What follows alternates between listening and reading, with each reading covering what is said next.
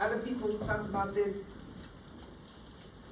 the staff that we have, that's interdepartment, ancillary staff that we use, interprofessional staff. And this is a picture of it, this little cute little Ferris wheel.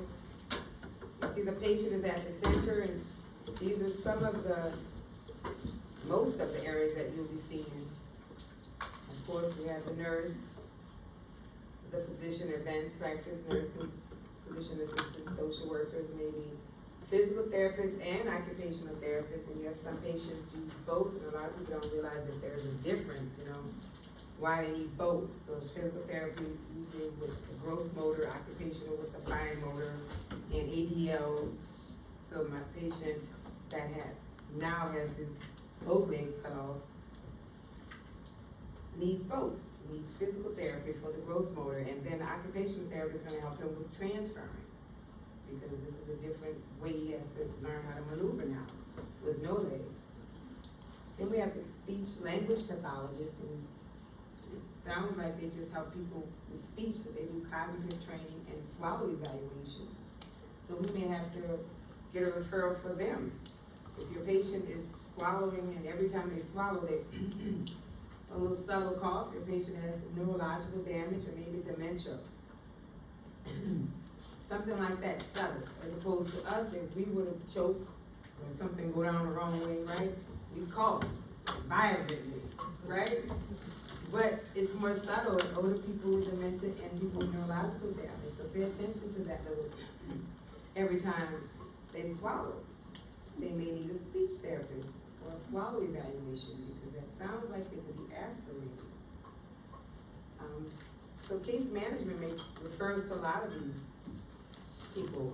The home coordinator does a lot of work, and some places call them a navigator, some people call them a case manager. You have home care coordinator. So that home care coordinator can help the patient follow up with the teaching with those chronic conditions. You have a patient that's being discharged with tube feeding, and the family member, you've been teaching them, and they've been kind of demonstrating to you, but you feel that, or maybe they've even expressed to you that they're not sure when they get home. Well, we can't leave the patient in the hospital just because you're not sure. We can send them home, because again, the goal is to get people out of the hospital as soon as possible, because that's where the fees come in at, the charges. So keep people out of the hospital. Insurance companies want them out of the hospital. And if the insurance companies are no longer paying, the hospital is eating that cost in certain situations. For example, when there's an infection that was acquired on our watch, or a wound that requires more hospitalization. And now the insurance company is like, this is something that we did, that we caused, so we're trying to get patients out of the hospital. So that, yes, they can go home with some home health and some education until the family feels comfortable with those tube feedings, for example. Also, respite care. It's not on here, but I want y'all to be mindful of respite care, R-E-S-P-I-T-E. Respite care. Anybody ever heard of it though? Mm-hmm. Okay. So respite care, that's for the caretaker, because it is overwhelming taking care of a family member, no matter what age they are. We have special needs children that need total care. Adults, older grandmother or mom at home. So that caregiver can get burnt out. I can't go outings, but I can't cook or clean, do housework. I can't just relax, because I'm always watching out for my wandering grandmother to make sure she doesn't wander off. And I can't lock her in a room, that's not right. So the case manager can refer to respite care. Respite care can be done in the home. There are these agencies that have those waiver programs, if y'all ever heard of those. They got with the Council on Aging or people with disabilities. The waiver programs can send a direct service worker to the home and help the patient with ADLs for several hours a week. There is also inpatient in a facility respite care. Say you wanna go on vacation, you can admit your person to, a facility while you're on vacation, to make sure that they're getting 24-hour care. There's also adult daycare centers, right? Adult daycare centers for that aging parent that you have, you can't lock her in a room. So let's try respite care, maybe the adult daycare center, where they can go in the daytime and they provide meals and some health care in those facilities all day long, so that I can clean up and watch Young and Rescue in peace and take a nap for a change, you know? So let's not forget respite care. And,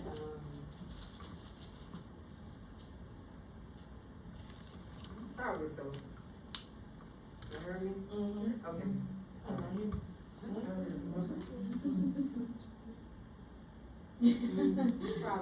Oh, Okay? yeah. Especially if I say it like 2-3 times, and you say it like, most likely it is. If that happens. All right, I'm just telling you. I said, if you were here, you were here.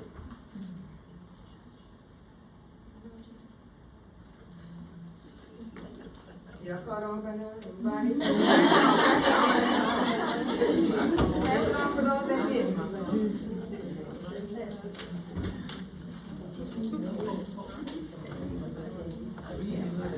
All right, you got it down there? Everybody caught up?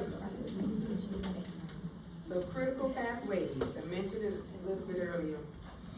Care maps, critical pathways, clinical pathways, case management plans, you might see any of these names, but clinical pathways are like an algorithm, I guess, like an algorithm for certain diseases, a certain process, certain problems you'll see, but the case management has their critical plans that they use, their case management plans that they use to help with payment and length of stay, to make sure the patient is everywhere they're supposed to be.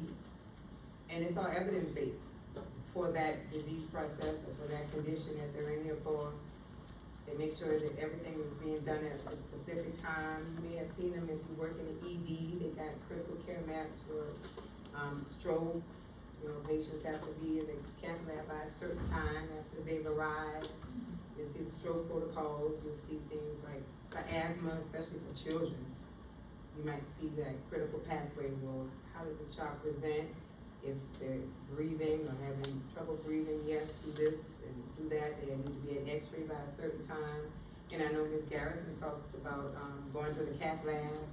You need to be there if they come in with symptoms of a heart attack. They need to have that EKG done at this time. So those are like algorithms that we use.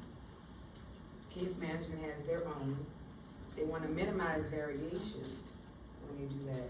So a variance is something that happened outside of the time frame. Like, this patient didn't receive the antibiotics that they should have received at this time.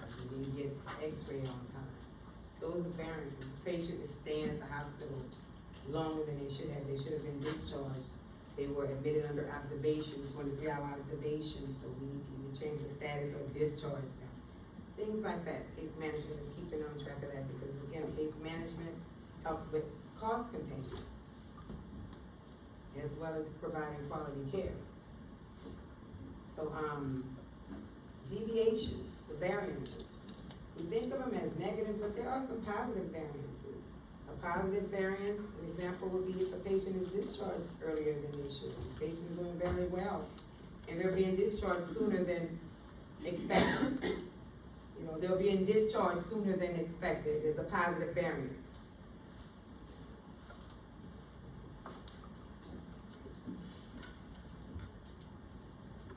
So that's a good thing.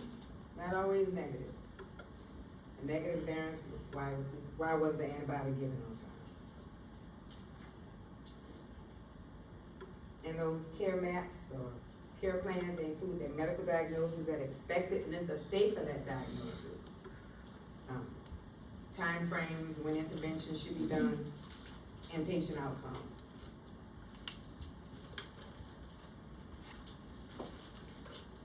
And this is an example of a care map. There is nothing you need to do with this. Just an example, I just wanted to show you what it looks like, that's all.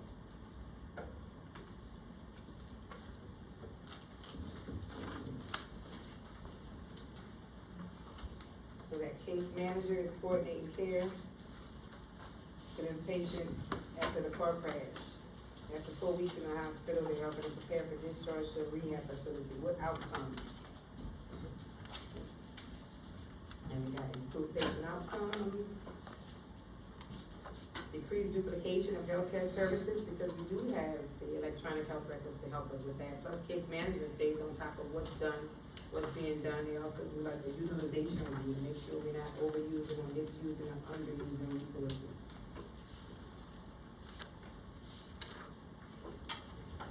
Cost-effective care. Again, this is something we all can do. We're gonna talk a little bit about that. But when we say cost-effective care, we think of the organization. That ain't my problem, that's the company's problem. But things that help with cost containment, competition. So we have one facility or one organization that's monopolizing healthcare where they can name their price. So competition is good for that. That's why they allow competition. Price controls and alternative delivery systems and stuff like that. So prospective payment system, this came about as a result of healthcare reform, because retrospective healthcare years ago, like I told you, I would pay for everything. That's impossible. So now with this prospective healthcare system, reimbursements are done per case, a flat rate based on groups with similar needs. Medicare uses DRGs, diagnostic related groups, where the hospital is paid a specific amount for a procedure or a diagnosis. So the hospital can keep the difference if that patient is discharged sooner. Keep the change, right? That's always good. So that's what we want to do. Discharge them sooner when we can. So with the DRG, it set limits on hospital reimbursements. It's predetermined amount for patients with that specific diagnosis, regardless of the cost of services or the length of stay of their acuity. So that's why it's important for us to make sure they don't catch anything while they're there, because that means we're gonna have to eat it up. We can't charge the insurance for something that happened while they were under our care. Like if they fall or get a pressure injury or an infection, the insurance is not paying for that. Now it's coming out of the hospital budget. Early discharges, so people are going home early. You've seen that, and sometimes we think they're going home too early. But that's why we have follow-up care and outpatient services. They can have home health, monitor them, go to outpatient therapies, outpatient clinics. So that's what they call treat in the street. But yes, as novice nurses or young nurses, yes, we want, and I was there. And still feel like that sometimes. I don't think she's well, go home. But follow-up and education. Follow-up and education helps. But that helps to contain costs. Getting people out of the hospital when they're well enough to be taking care of other places or other rotations. Those LTACs, long-term care places, it's cheaper to be there. We had a patient last semester that had a complicated foot wound, and he was newly diagnosed with diabetes, and he had osteomyelitis. So it was projected that he was gonna be on antibiotics for like 4 weeks. So does he stay in the hospital for 4 weeks just because he needs IV antibiotics? No. If he had a higher health literacy, he could have gone home with his family and they could help administer antibiotics. Have y'all seen those infusion balls that you don't need a pump? They just kind of go down, but his family and him didn't have high enough health literacy to go home with that. It's because he had an A1C on admission of like 12. And he was about late 60s, early 70s, and he like his parents had diabetes, he had sisters and brothers, and some of them had limbs cut off. And he thought because he was thin that he didn't have diabetes. So he never went to the doctor. And he had this wound on his foot that wouldn't heal for like 3 or 4 weeks. And so he just had flesh hanging off his toes. Ended up getting first and second toe amputated. But there was no way he could go home and give his own antibiotics. So a skilled facility was an option for him. anything than being in a hospital because it's cheaper to be out of the hospital. Promoting preventative care, again, that's, we use clinics more than hospitals. We want to avoid hospitalization, so encouraging patients to use urgent care before they come to the ED. We have patients that will admit coming to the ED after midnight, after urgent care closed, and they will feel in this same kind of way since 8 o'clock this morning. Why didn't you call your doctor? Or go to urgent care, call a clinic or something. But they're just gonna wait till after midnight and come to the ED. So that's some cost incurred right there.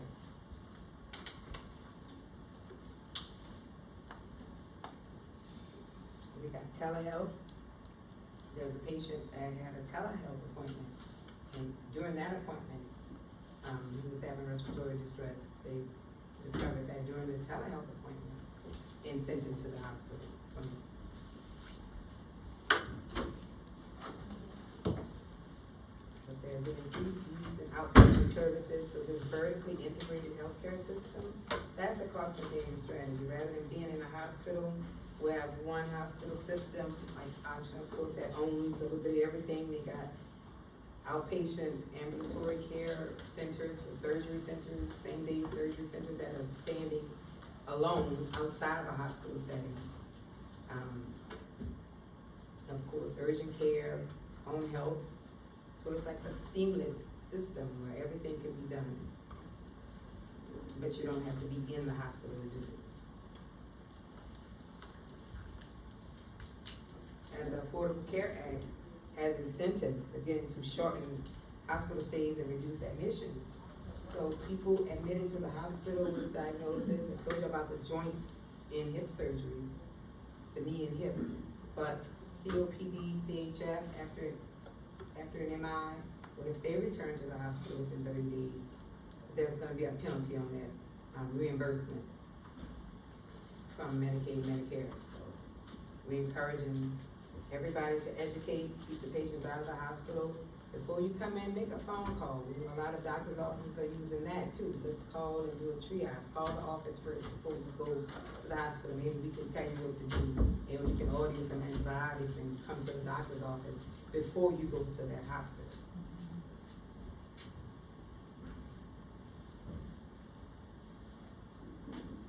So quality care and cost trade-offs. So that's kind of questionable. Some people think it's a skill mix, but that's a quality care trade-off. I don't think so, not here in New Orleans, for example, because I know we have excellent LPNs that work alongside RNs. I think LPNs train and precept new RNs here in New Orleans. What I do know about our state board for our LPNs is that it is non-restricted. Meaning we teach LPNs to do everything. I taught LPN program 10 years. We teach LPNs blood administration, IV push. So if you work for a surgeon or a doctor, the LPN can be the nurse, period. Just the nurse, does not have to have an RN. And most of the time the restrictions come from the facility because they don't understand that. We teach our LPNs at Louisiana State Board, which is separate from the RN State Board. You know, like 4 states that have 2 separate state boards. But they don't understand that we do teach LPNs in schools. But for your facility, you have to show proficiency, showing their personnel file that you've taught them to do this and let them do it. At New Orleans East, the LPNs are working in pre-op and they help the anesthesiologist with blocks, with the pre-op blocks that we use to numb patients before surgery. So he's looking with ultrasound machine. He finds the nerve and he gives the nurse the syringe to push the medicine to do a nerve block. And he trains his LPNs as well as RNs to do that.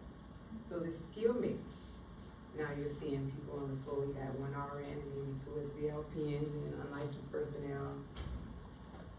So that's a way, the cost containment strategy. Instead of having a full of all RNs, we see at some facilities and some systems use MAs in the clinics, just MAs. That's it. And that's a cost containment strategy to keep from using nurses in the clinics. Now, is it a quality care trade-off? sometimes, things happen. But I've seen some real good MAs as well. Cost-effective interventions, so again, things like preventing readmission, educating our patients. So all of these are cost-effective things like having that nurse, doctor collaborate, having that nurse practitioner or a midwife as opposed to an MD, home care. And there's ongoing research on that, but telehealth plays a big part too in saving money to facilities and insurance companies.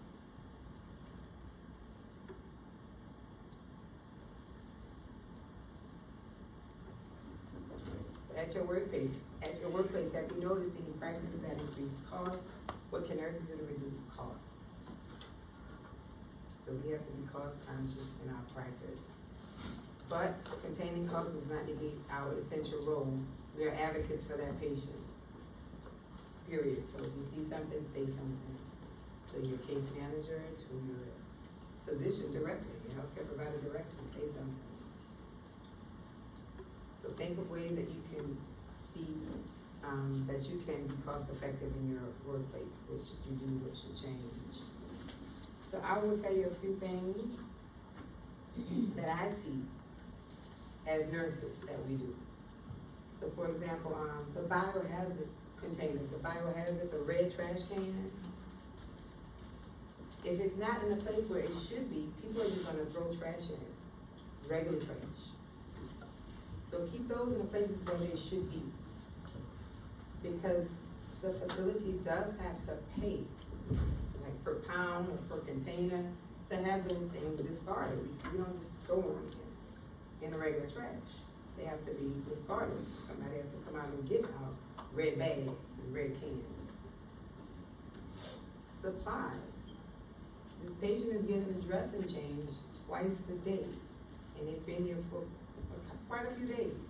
You don't think there's already tape and gauze in that room, or saline to irrigate your wound already? But you go in there with brand new everything. That's waste. Because remember, you can't restock that. You can't use it for another patient. You can't put it in another room because everything in that patient's room is considered contaminated. And it is. Everything. The light switch. The patient use the bathroom and switch the light. You go in the room and switch the light and don't do hand hygiene. Now you're cross-contaminating. Because you're gonna go in your next room. Well, I just touched the light, and who else did? And I don't think I've ever seen a housekeeper clean a light switch, quite honestly. I don't think I've ever seen it. So whatever you touch in that patient's room, you need to do hand hygiene because consider all of it contaminated.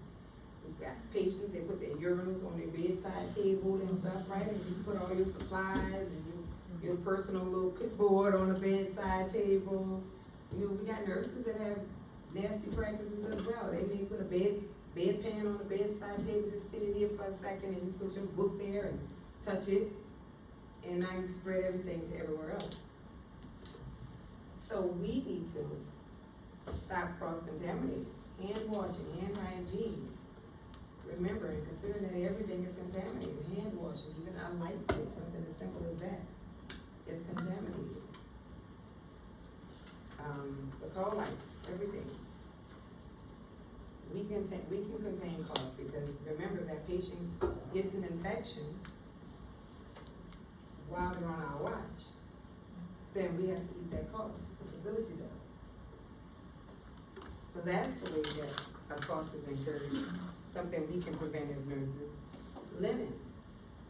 I can't tell you how many times I've gone in the room in the morning and see like a chair full of linen from night shift. And they never change the bed or anything else with it. But they put the linen in the room. Then your morning tech goes in there with their stack of linen. The patient goes off to surgery, so now you got 2 days worth of linen in the room. We cannot restock it. We can't say, well, let me just use this on the other bed. You can't, because once it's in that room, that's it. So now that has to be re-laundered. And that's a fee to have it re-laundered. And we were at the hospital this week. We had no top sheets. all day with it. No flat sheet, no, top sheets. And I wish I could go back and get all that linen that was stacked on chairs, you know, for all these years and get some, because I really needed linen that day. So that's a way that we can help contain costs, little stuff like that, right? Label your specimens. First, draw your specimens or collect your specimens properly. Because if they're not collected properly or labeled properly, just send them to the lab again. You have to redraw them or recollect them. That's another cost. Sharps box. It's sharps. Just sharps. That's all. We started an IV, yes, there's that needle. You take that out, put that in the sharps. The pre-filled 10 ml flush, got no needle, never did. Why is it a sharps box? Why? Why? It's not a sharp, never was. It can go in the trash. There's no blood in it. If there's blood in it, you can put it in a biohazard bag, but there's never been a needle on there. We use needleless ports. So, again, your hospital has to pay to discard those sharps boxes. It's like maybe 10, 20 cents a pound, or sometimes $50, $75 a box or bag. But, yeah, I'm like, why are you putting that in there? It don't go in there. So things like that you can do. Make sure the supplies are in the room before you go in there. Before you bring more supplies in there that you can't take out and restock.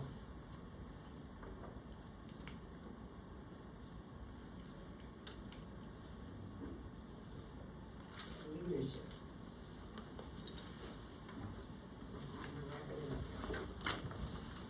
So we have different kind of leaders. There's certain characteristics that a leader has: persuasive, initiative, and confidence. You got regular leaders and you got formal leaders, somebody that's elected or appointed, somebody with authority. But you may have leaders amongst yourselves in your groups. You know, that one person who might be a little bossy and they might take charge and start group chats and stuff, and study group maybe, you know. I'm sure you have leaders amongst yourselves in your groups, you know. So we'll talk about leaders. We have the autocratic leader, who is the authoritarian. So these leaders are controlling and directive, and they make decisions for the group. Like a dictator, you know. They make all the decisions. So, some people consider these leaders micromanagers because they make all the decisions. Some people have to leave jobs because they don't like this type of leader or manager. But it's best in certain situations, like if there's a cold and emergency situation, this person can take charge and direct people to do what they're supposed to do. So it works in that situation. But some people don't like that autocratic, authoritarian leader. Then you have the democratic leader, who's a facilitator. All the ideas are shared by the group, so that people collaborate, cooperate, and vote. So every member of the group can participate in making decisions. Nobody's the boss and just, we don't do this. Nobody's the boss to do that. However, this can be time consuming when there's a difference of opinion. How many times you've had your group amongst yourselves and there's a difference of opinion and you've wasted time going back and forth, right? So, that's one, I won't say downfall, but that's one way where a democratic leader may not be useful. But they do step in and make the decisions for the group when the group can't decide. Then you have this laissez-faire. Laissez-faire leader. They're passive and non-directive. Passive and non-directive. Passive and non-directive. It could be confusing because there's a lack of cooperation. This leader or manager may be rarely visible on the unit. You don't even see him. They just kind of let y'all do whatever. Y'all make a schedule. I don't care, whatever y'all do. Just make a schedule. Just make sure y'all working. Y'all make a schedule. I don't care. They tell the group to figure it out. It may intervene when the group is not able to perform tasks. It's in the situation. They're flexible. The adapt to the situation. That got a charismatic leader, they have a charming personality. Their relationship is emotional with the group members based on their common beliefs. Then transactional, they use incentives. So it's a task-oriented leader, short-term goals. Transformation, that's the leader with the vision, promoting change, risk-taking. So some management functions. They set goals. In the planning phase, they plan, organize, lead, and control. So in planning, they problem solve, make decisions, set goals, can be proactive or reactive, and we know about the proactive leader planning here in New Orleans because we have hurricane teams. Anybody on team A? I hated that. Yeah, so organize. So they do the job description and decide the skill mix, how many RNs you're gonna have, and staffing patterns, how many LPNs to RNs we need. Then we have the leading or directing, the process of getting things done. They foster cooperation in that group to get things done. We are enforcing the unit goals to get things done. So if I'm implementing a new way of working, a new work model in the unit, and somebody's resistant, then that leader needs to do what they call a confrontation. Now, we think of confrontation as negative, but confrontation is just a face-to-face meeting. Arrange a face-to-face meeting with that person to talk about, why you're resistant, what's happening. So confrontation is just a face-to-face meeting, y'all. And I did put it on the SLO so y'all could see that it's not always negative. It can be used as a constructive strategy for just solving or resolving conflict. And controlling. They do the performance evaluations. We want to acknowledge good work, acknowledge negative feedback, but that should be done in person, the negative feedback. Do that in private. Performance evaluations are important. So in that performance evaluation, they're talking about your performance. There may be any disciplinary actions in that performance progression plan that you made for that. But not your personal characteristics, your personality traits. We're not going to other employees talking about, how she works, what's she doing? No, it's your performance evaluation and maybe any disciplinary action with progression plans. Quality.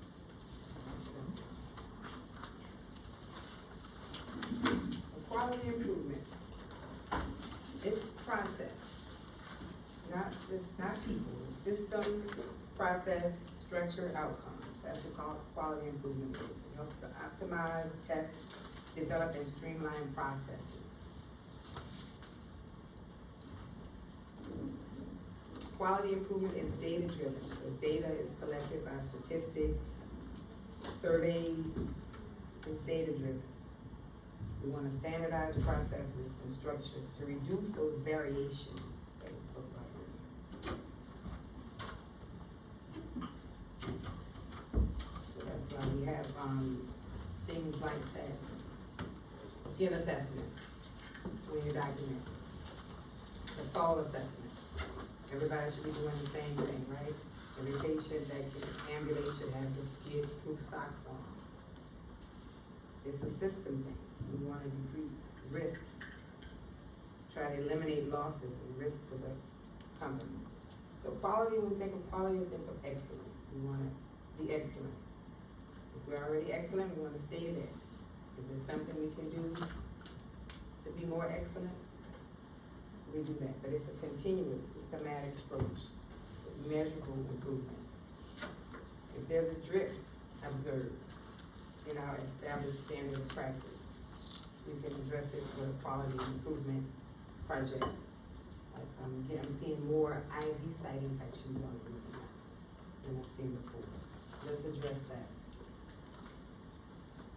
Maybe we'll have to adjust our processes. It's about processes in the system, not people. is specific to revising existing practices within an organization. And it's within an organization, so whatever investigation or research is done is for that organization. You don't have to go to the research board and get approval, it's for within that organization. Quality metrics and data, analytics, so the electronic health record, things that you document. When you clicking on that flow sheet, make sure you ain't just clicking. Because people are monitoring that. Make sure you're doing your assessment, don't just click.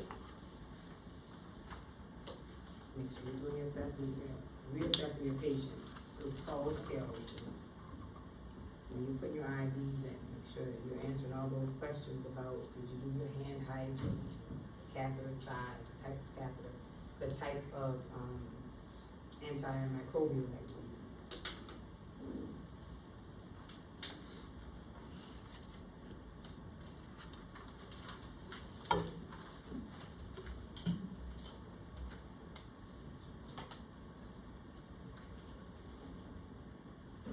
Quality improvement in healthcare is guided by a framework from the Institute of Medicine. They use these 6 domains of healthcare quality: safe, effective, patient-centered, timely, and efficient, and equitable. So safe, we want to avoid patient injury, not just falls, but infections. That's an injury. Effective, services that benefit patients. You don't want to do stuff that doesn't benefit people. Patient-centered, you always involve the patient according to the individual preferences and needs and the family members. Timely, you don't want to have a failure to rescue. You want to get that patient to the cath lab in a timely manner. You want to get that patient that looks like they're having a stroke to the CT scan in a timely manner. You don't want a failure to rescue those harmful delays. You want to be efficient, avoiding waste. Doing more with less, avoiding waste. You don't want to waste time, energy, or supplies. And equitable. Equitable is fair and impartial treatment, no matter what the person's gender is, race, ethnicity. So quality improvement in action, again, is continuous about the system, multi-steps, right? Fall risk, that goes under the safety, right? Infection rates, med errors, incident of pressure injuries. We have a quality improvement question. Why my unit is seeing more infections? Why are we getting more pressure injuries on my unit?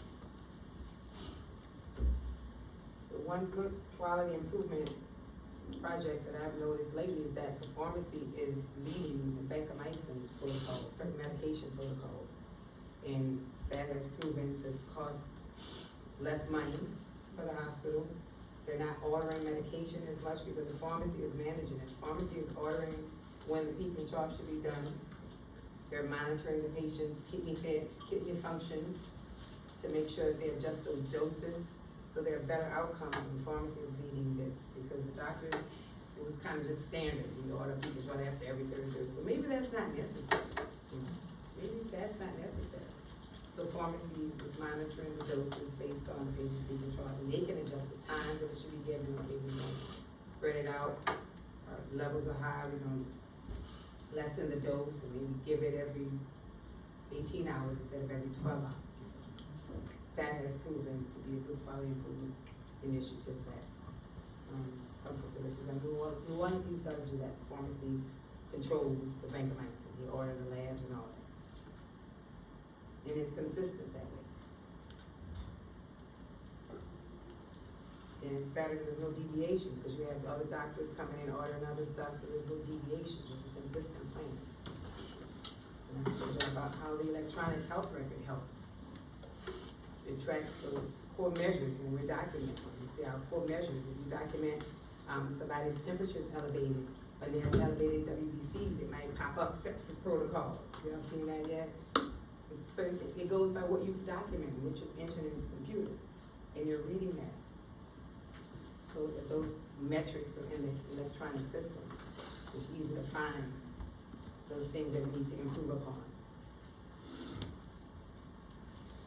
Benchmarking is a part of quality improvement. So the hospital is looking at benchmarking. It can be internal or external. Internal benchmarking, I'm trying to do better than I did last week. I'm not meeting my own targets, what I did last year. Or in the industry, you're comparing rates and outcomes of people in the industry in this area, maybe in this region, maybe in the whole country. Or hospitals just like ours, small community hospitals, you're comparing their rates. So that's what benchmarking is, statistics. To see the organization's performance and compare to quality care in other organizations or to my own organization, to my own region. So those indicators are measurable, objective, and they're sensitive to change.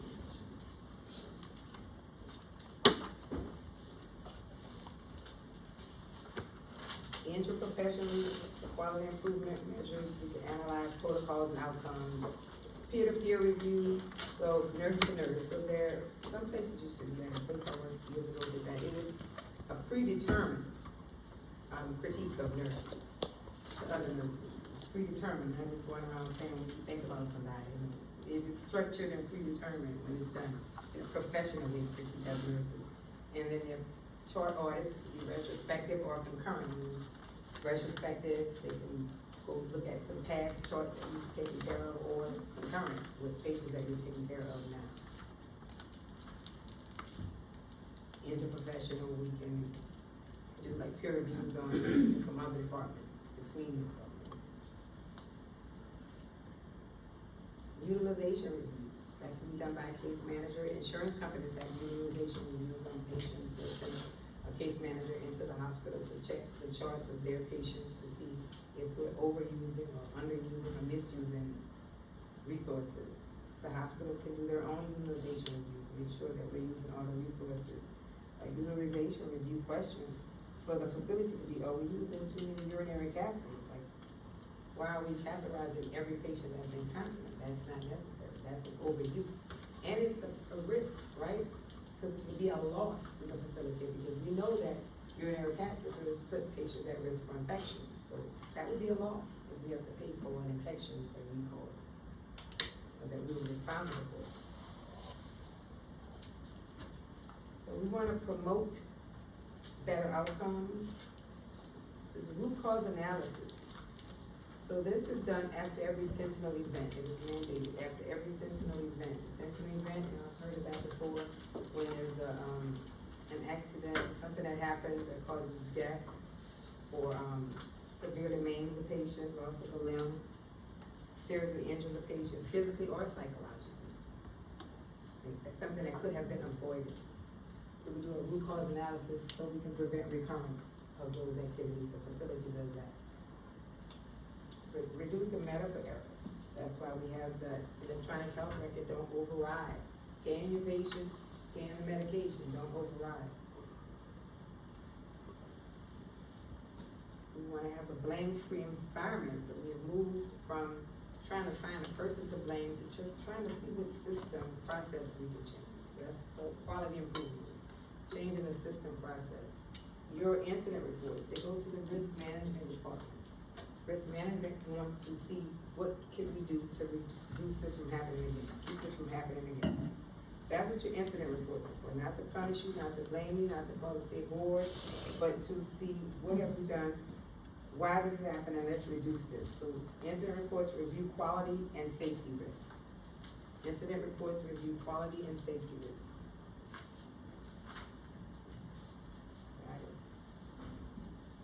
And is used to collect data and analyze data. So you can do an incident report. You may make mistakes, do an incident report, because it could be something as pharmacies should not put all these medicines that look alike and sound like next to each other in the bin. You can't help but pick up the wrong one.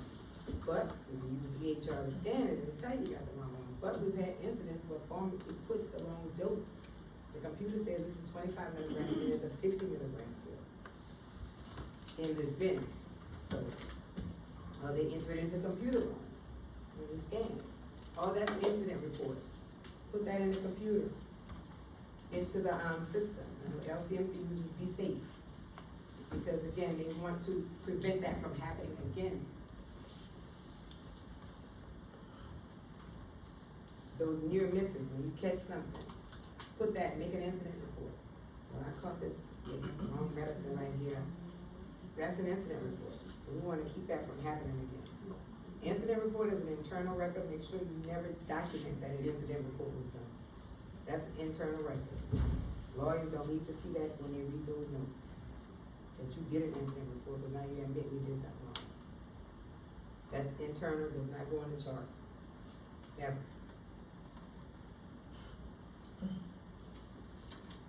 So these are some quality improvement models. It's fact-based decision making based on data.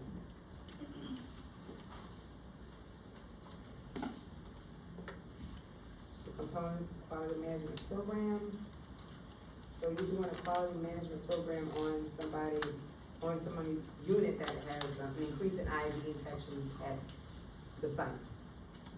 So all you need is information on the IV infection. You just need the incidence of it, what kind of catheters we use, what kind of antiseptics we use, what are the practices for changing the dressing or for maintaining them. But we do not need the patient's name when we're doing our quality management program. We don't need patients' identifiable information, we just need the data, just the data.